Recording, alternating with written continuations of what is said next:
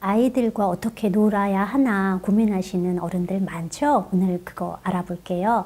먼저 놀이를 위한 준비와 세팅부터 한번 알아봅시다. 놀이 시간.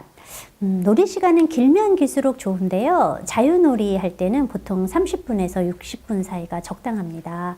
특히 상상놀이나 구성놀이 같은 거 할 때 이때는 그림 그리거나 퍼즐 할 때보다 시간이 훨씬 많이 걸려요.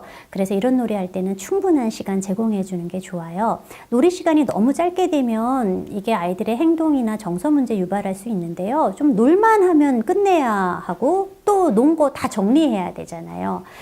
자기의 놀이 욕구가 충분히 충족되지 않으면 아이들은 때도 쓰고 비협조적으로 나오면서 문제 행동하니까 놀이 시간 충분하게 주시는 거 고려하셔야 돼요. 그럼 놀이 공간과 재료는 어떻게 해야 되냐? 놀이 공간 너무 좁으면 공격성과 같은 사회적 상호작용이 더 많이 증가합니다. 또 장난감 그리고 놀이 활동이 적을 때도 마찬가지로 공격성이 늘어나는 거죠. 그래서 아이들은 실내보다 넓은 실외 환경에서 보다 질 좋은 놀이를 하게 되는 거예요. 놀이를 할 때 다양한 경험을 제공해 줘야 되는데요. 특히 상상놀이가 우리 앞서 살펴본 것처럼 여러 가지 이점들이 정말 많아요. 그래서 상상놀이를 자극시킬 수 있는 아이디어를 성인이 제공해 주도록 노력하시는 거 필요하세요. 이를 위해서는 아이들의 놀이를 관찰을 조금 하셔야 돼요. 무턱대고 개입하기보다는 개입이 필요한지 그리고 어떻게 개입해야 되는지 관찰해야 해요. 아이들의 놀이를 보면서 시간을 조금 더 줘야 하나? 혹은 재료를 조금 보충해 줘야 하나? 아니면 아이디어를 제공해 줘야 되나? 이런 거 결정하기 위해서는 관찰이 필수적이다라고 볼 수 있어요. 자, 그럼 성인이 개입할 때는 어떻게 해야 하나? 먼저 촉진자로서의 역할을 조금 해야 하는데요. 촉진자로서의 첫 번째 역할은 바로 관찰자입니다. 앞서 말한 것처럼 관찰은 아이들의 놀이에 필수적인 거거든요. 관찰자로서의 성인은 아이들과 함께 직접 놀지는 않지만 아이들이 놀고 있는 영역 가까이에서 아이들의 놀이를 보고 듣습니다. 그리고 보고 들은 내용에 대해서 적절히 반응해 주는 것도 필요해요. 예를 들면 아이가 즐겁게 놀고 있다가 눈이 마주치면 미소를 지어준다거나 고개를 끄덕이는 것처럼 비언어적인 사인도 보여주고요. 그리고 필요할 때 언어적인 코멘트도 해주는 거예요. 이거는 아이들에게 나는 너희들의 놀이에 관심이 있어 라는 거를 알려주는 거예요. 또 가끔 이런 관심의 표현은 아이들의 놀이에 대해서 물어보는 거로도 표현될 수 있어요. 가령 그러니까 지금 누구누구랑 같은 편이 된 거야? 뭐 이런 식으로 이렇게 해주는 거죠. 그럼 아이들은 더 신나서 자신의 생각을 발전시키게 되고 놀이는 보다 확장될 수 있습니다. 촉진자로서의 성인의 역할의 두 번째는 바로 무대 매니저로서의 역할입니다. 관찰자와 마찬가지로 무대 매니저로서의 역할을 할 때 성인은 놀이 밖에 머뭅니다. 관찰자처럼 놀이를 방해하지는 않지만 아이들이 놀이를 보다 더 활발히 확장시켜서 할 수 있도록 놀이 세팅을 꾸미기 위한 제안, 지원은 해주는 것입니다.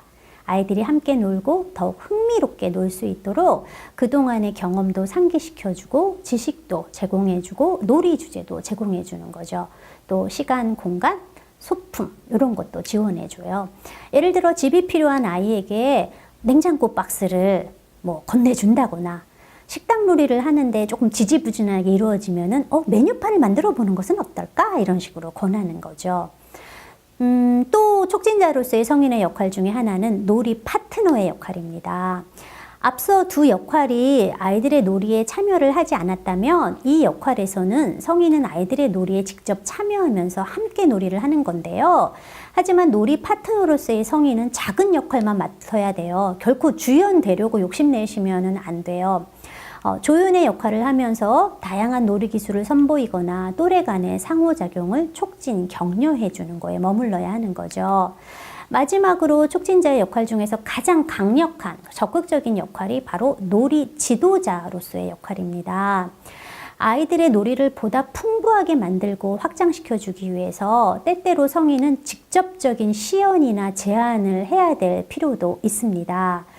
왜냐면 아이들이 어떻게 하는지 전혀 모를 때도 있거든요. 이게 바로 촉진자로서의 성인의 역할이라면 반대로 성인이 아동의 놀이에 놀이에 참여할 때 주의해야 할 역할들도 있는데요.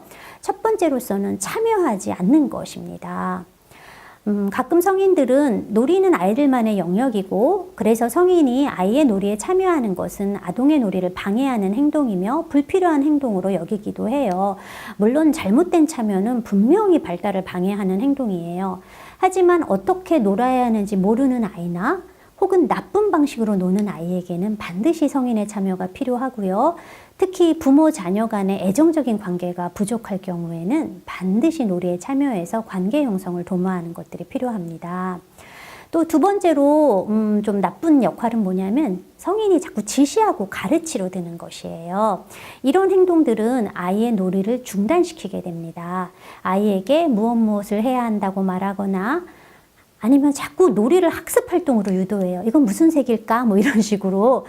이런 거는 놀이하는 사람이 아니고요. 그냥 지시자, 감독, 교육자일 뿐이에요. 아이들은 자신이 놀이를 주도하지 않으면 그 놀이는 즐겁지도 않고요. 그냥 창조성도 없는 그냥 활동일 뿐입니다. 자, 이래도 이해가 안 되셨다면 우리는 구체적으로 성인들이 갖춰야 될 놀이 기술에 대해서 한번 살펴봅시다. 첫 번째는 맞장구 치기예요. 별로 어렵지 않아요. 아이의 놀이 의도를 이해한 다음에 그냥 반응해 주고요. 놀이 행동을 그대로 말해 주거나 좀 더 살 덧붙여 말해 주는 거.